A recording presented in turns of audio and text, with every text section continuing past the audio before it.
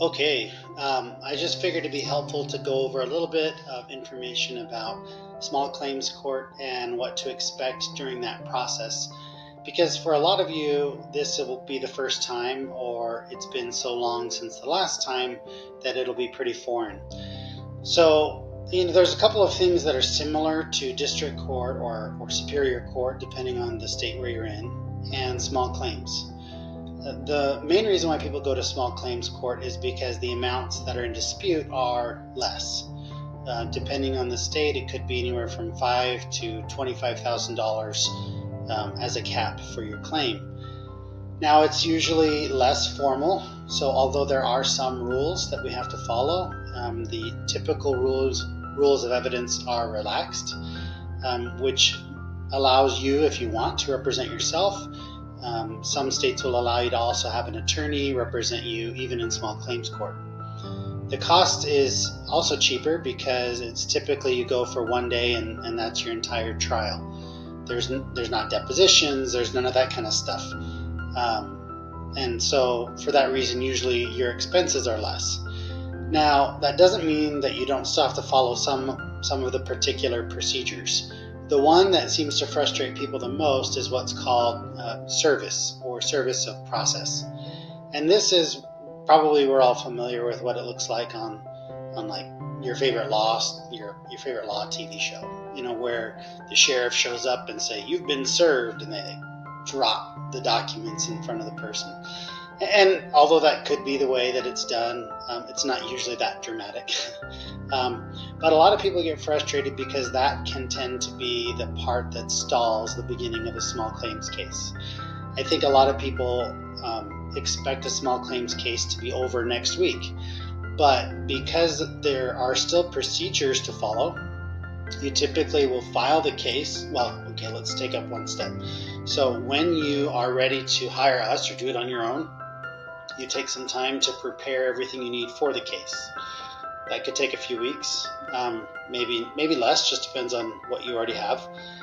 Then you file the case, and then you have to go, you pay the filing fee, and then the court has to give you a court date. In the case of small claims court, you have to know when are you going to be scheduled for your hearing.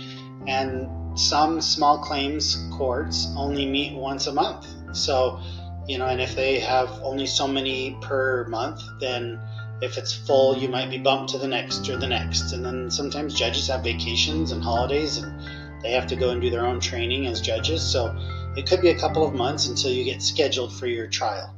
Once you have your trial date or your hearing date, then you get that information and you attach it to something called a summons. And then you take the lawsuit, or some places call it the complaint, some places call it the affidavit, but you take the lawsuit and you have to have the summons on it. And the summons has the contact information for the court, the date and time and location for when the trial or when the court hearing will be. And that and all of the documents that you filed in court are what you give to the process server to go out and serve the individual defendant. Now, if the defendant wants to play games, they can try to avoid getting served. They cannot answer their door. They can not be home. They can see somebody coming on their Ring, doorbell and not answer. If you're serving a business, it's a little bit more difficult to get away from that because businesses have something called a registered agent or a statutory agent, and that is who you are supposed to serve. Now, it doesn't matter whether it's a business or an individual. Sometimes it just becomes difficult to serve. Under the normal situation, it should take a couple of weeks to get the lawsuit that you've now filed and prepared and got the date scheduled. It should take a couple of weeks to get that served. Once it's served, the court date usually is at least 30 days later. Could be shorter, but usually about a month out. So I say this just to kind of manage expectations for timelines.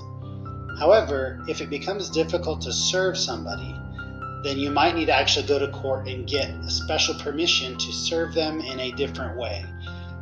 Generally, this is called alternative service. So when I think of a case I had to deal with this on, somebody was international and it was very difficult to serve them. but we had found that they communicated a lot through social media and through some of those messaging apps. And so the judge allowed us to send a copy of the lawsuit through this messaging app in order to move the case forward and provide that as regular, reasonable notice and service. Other times you might have to put a publication in a newspaper. Maybe you have to email or text something. Anyway, but for whatever reason, if it becomes difficult to serve somebody, you can keep trying and keep trying and keep trying, but that you have to spend money doing that. Or you go back to court and get special permission from the judge to do it in an alternative way. And once that's done, then you go and reserve them, and that starts your clock. Again, then you have your hearing date in the future. And there's some procedures, obviously, if they show up or if they don't show up, as to what would happen next. But I think that's just super helpful for people to see kind of that from beginning, at least to trial date. Kind of that could take anywhere from 2 to 4 or 5 months. And that's assuming that nobody needs to reschedule the hearing date, because sometimes that happens. People get sick, people have conflicts, people can't get work off. It's a process. Now, it is relatively faster. If I compare that to a regular trial court, whether you call it superior court or district court or anything else, those procedures can usually take 1 to 2 years before you are in front of a judge in a meaningful hearing. So small claims is much faster. It is cheaper, but that doesn't mean it happens overnight. So there are a number of factors to consider. And if we're talking about this, make sure that we go over the pros and cons. If you're in a place where I don't work and you're talking with your local attorney, great, but make sure you ask these kinds of questions so that your expectations for what is coming forward are on the same page with reality. Again, sometimes when we watch those TV shows, we see it go really, really fast, and we just kind of assume that it happens overnight. And usually, like I said, start to finish, the fastest you're going to get is probably about 2 or 3 months. The average is probably more like 4-ish months, and then it can go a little bit longer if you have to jump through a few more hurdles. So hopefully this is helpful. It's kind of like what to expect while you are expecting a lawsuit in small claims court. So again, there's plenty of other rules. There's plenty of other things to consider. This is just high level. If you have other questions, reach out. I'm always happy to be a resource.